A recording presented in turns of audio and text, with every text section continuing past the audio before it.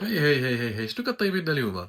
اليوم نطيب لك الباستا وغادي معاها كفته ولا كريم فريش وفرomاج. باستا عاوتاني؟ الباستا مالها؟ علاش شنو كتعرفي انت ديري من غير هاد الباستا؟ كنعرف نطيب بزاف د الحاجات نقول لك. شنو هما؟ كنعرف الباستا بالبيستو، اها كنعرف سباغيتي، اها كنعرف تورتيا، ايوا السوبا بروكولي، اها السلطه سيزار، ايوا طوماط سوبا. اها نزيد. ولكن بلاتي دابا خلينا من هاد الشيء كامل، واش كتعرفي ديري الدواز؟ دواز خليني من المرقه، كتعرف طيب الدواز؟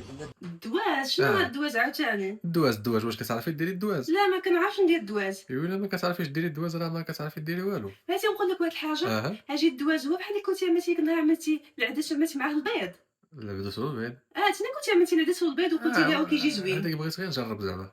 قلتي فيه البروتين وكذا. اه من هذا المنبر هذا كنسقسي الناس واش شي واحد يطيب العدس مع البيض. وهذيك راه كانت زعما غير باش نجرب. لا بلاتي نسقسي الناس حتى شنو قلتي الناس كاملين كيصاوبوا العدس مع دابا البيض. ما علينا صافي، خلينا من هادشي، كملي ديك باستا وخلينا ناكلو بخير وعلى خير. وكل